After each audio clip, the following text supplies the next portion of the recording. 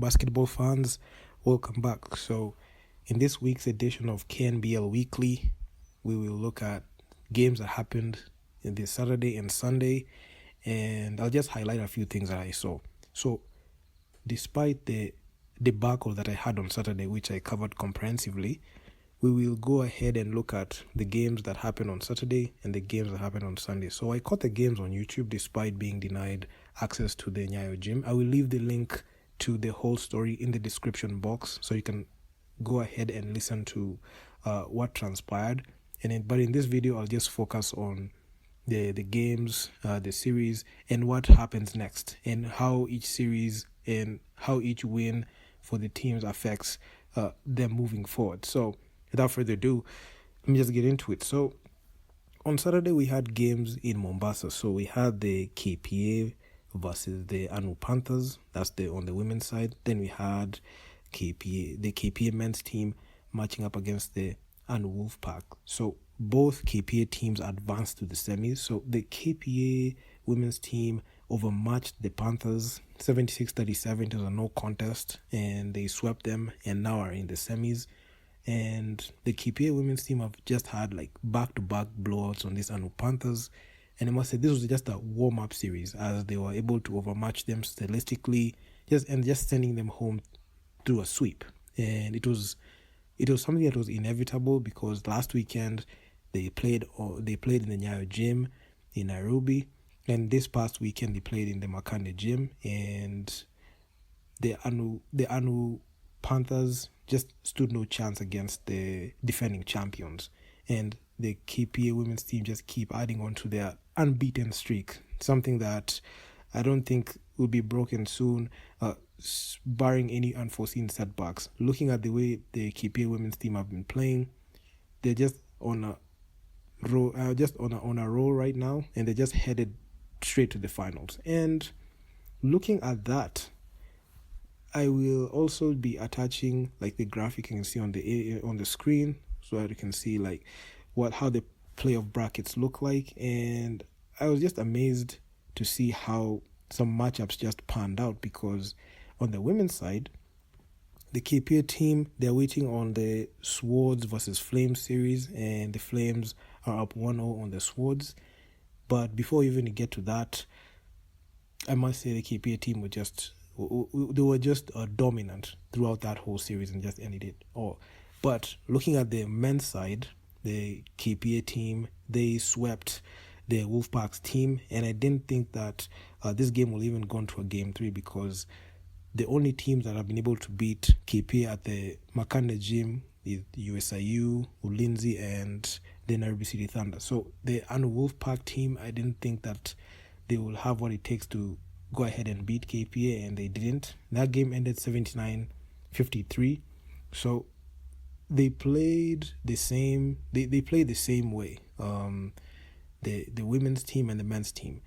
But when I mean the same way, like they played in Nairobi and Mombasa. So they went ahead and swept that series, and the KPA men's team are just waiting on the winner of the Tigers versus Blades series. So the Strathmore Blades right now, they're up 1-0 on the Tigers, and the winner of that series will go ahead and face KPA in the semis. And following the win that the KPA Dockers had, Coach Sami Kiki had this to say: "We had prepared well. Anu played well too, but we kept our focus high and achieved our mission by winning the games 1 and 2. I want to thank the efforts from the players, also my technical bench, and the support from our management." And he also added, "We're in the semis and we will prepare well. We'll approach one game at a time. Our aim is to win game 1 and game 2 away in Nairobi, so when we have home court advantage in game 3, 4, and 5. So they're just looking towards just finishing off the series quickly. And looking at the way the KPA are in that bracket, there's a high likelihood that they will have a clear path to the finals if they play their cards right. So also, assistant coach Samuel Ochola also had this to say: "The team is doing good despite the injuries.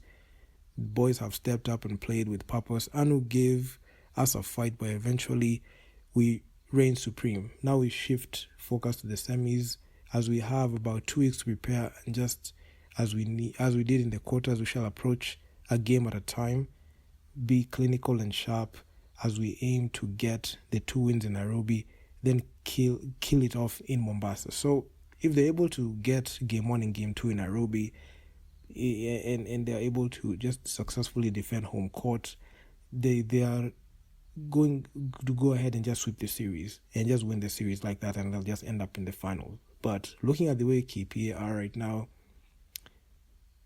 if they don't make it to the finals, Blades or Tigers make it to the finals, I mean, it must be a huge disappointment. But anyway, it is what it is. I feel like KPA have what it takes to go ahead and make the finals, and they are so lucky that they don't have to meet either the Thunder or the Equity Dumas in that bracket. So it's just a highway to the finals.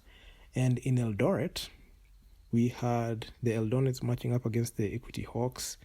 Game 1 was a no contest, as it was a blowout. The Equity Hawks won that game 95-60, and they led the series 1-0. They played game 2 on Sunday, and it was another blowout as the Equity Hawks got 87-49, sweeping the Eldonets team.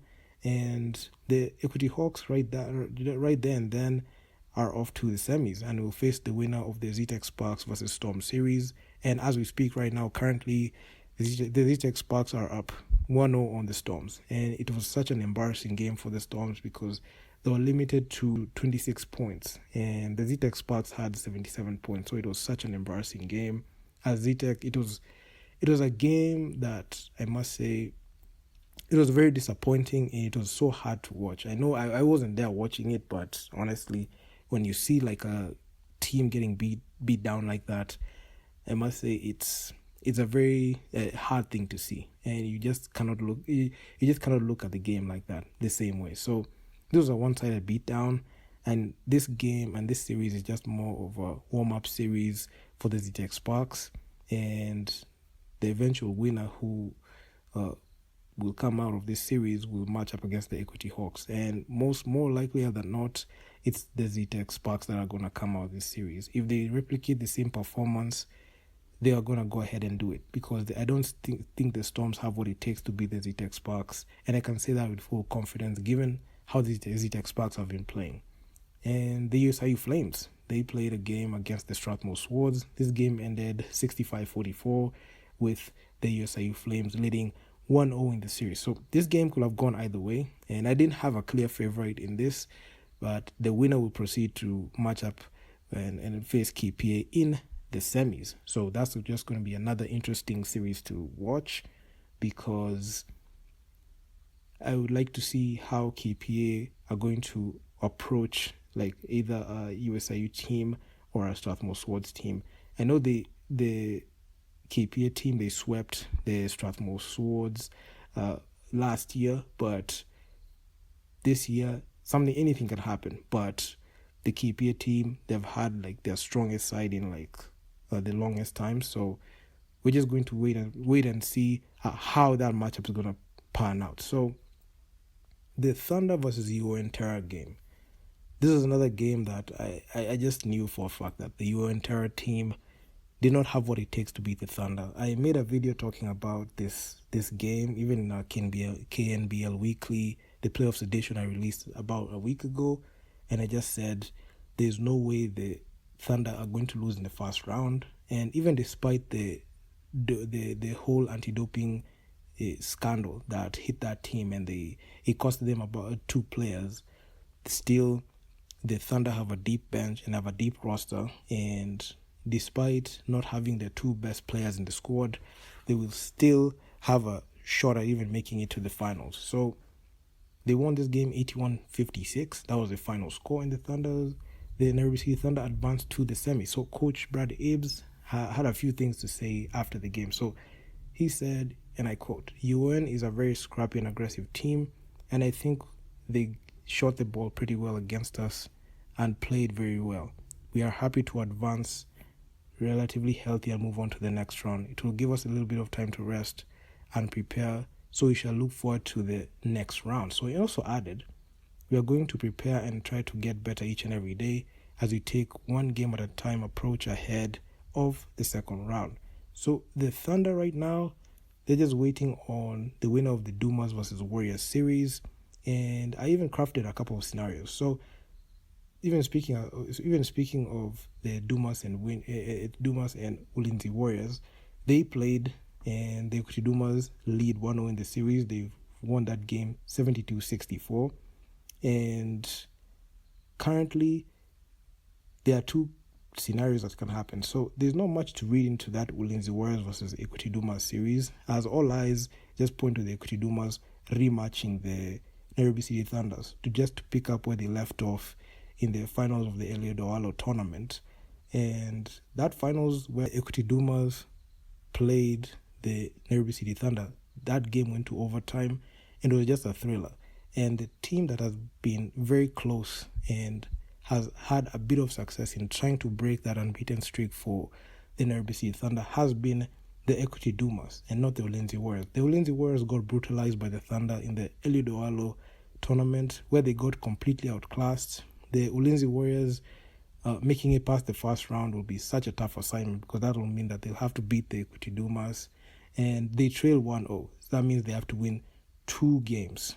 And if they win, the Thunder will be very much rested and they will stomp on them just the same way they stomped on them in the Eliodoalo tournament. And it's not going to be pretty, and it's not going to be a long series. It's going to be a very short one at that. So that was just a rundown on what happened on Saturday. And on Sunday, we had 2 games. So I mentioned earlier that the Equity Hawks versus Eldonets, the Equity Hawks advanced to the semis, and they're now waiting for the winner of the Zitex Sparks versus Storm series. And it was such a one-sided affair, that series. And that series went under the radar. It was in Eldoret. And you might have missed it because a lot of action was happening in the Nyayo gym and the KPA Makande gym. So you might have missed that one, but the Equity Hawks, they have been balling out very well. And there was no shot that the Eldonets team will have been able to beat the Equity Hawks. But in Nairobi, we had another interesting matchup. The Strathmore Blades, they beat the USIU Tigers 82-51, and the Strathmore Blades lead 1-0. So the winner of this series will play KPA in the semis, and I was really looking forward to that matchup with KPA versus the USIU Tigers to see if KPA are just going to avenge that loss. In the playoffs, every single game counts, and every single situation that you can get an advantage, you have to go ahead and do that. So that's just a recap on what happened on Saturday and Sunday. And still, with those games happening on those 3 venues, we also had the Under-18 Zone 5 qualifiers where our Team Kenya Under-18 squad went to Uganda, and they are currently playing there. And I must say, the boys and girls who have gone there are growing into the national team system, and it's more of a slow and gradual process that they're going through. I know there are wins and losses. So the men's team, they played Rwanda, they lost that game 81-52, and Kenya, they won their second game 95-81 versus Tanzania. That happened today. So I was very happy to see Team Kenya just trying to integrate the under-18 team, and it can take both the wins and losses. And also the women's team, they won their first game 57-47 against Tanzania. Then they lost in embarrassing fashion. This game, they got beat by 50 points by Uganda, 97 to Kenya's 47. So that was a very embarrassing thing.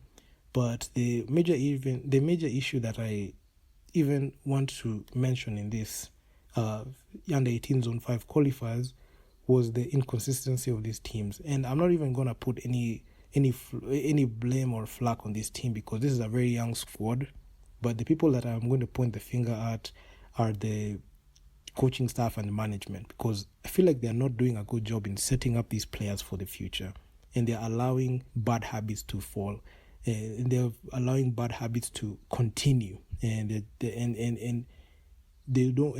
having these players play that way is very detrimental to their careers, because if they keep playing in an improper way and they don't even have structure and they don't have a way to they don't even have an identity to go ahead and play well, there's going to be a high likelihood that they're going to carry the bad habit as they age, as they go in from 18 to 20 to 25, and they're going to see it as a normal way of playing basketball. So inconsistency of that team is the major issue, and the coaching staff is not doing a good job in setting up the identity of the team and the philosophy of the team. And this is something that really, really hurts the team a lot, and it has affected even the senior team, the team that made history in 2019, but has just gone downhill ever since. And looking at the way things are set up right now, these boys and girls, they need to find a way, and they need to be mentored by people who are competent enough to know how to groom them at a young age, because it is very easy to train a young person on what they need to do as opposed to training an old person on what they need to do. So the young guys, the young boys and girls need these games. They can win or lose, but it's a rebuilding process. They're just trying to go ahead and integrate into the teams. But all in all, I'm just excited to see this, and hopefully the senior team can be derived from these players, because these are the future, not the current senior team that we have. Even the men's and women's team, the senior men's and women's team and the national team, I mean, they have been pathetic through the years, but if Team Kenya are able to rebuild their national teams through such tournaments slowly as they continue, and having them some reps in the games, there's a high likelihood that setting up for the future will be much more easier. But hey, that's just my opinion. So this is just a rundown on what happened this weekend. I know this video has been very long because I have made an effort to just mention a couple of things, but I'm very much excited to see this past weekend and looking at how things happened. So yeah, man, I mean, like, share, subscribe to the channel. I'm gonna see you guys in the next one. Peace out.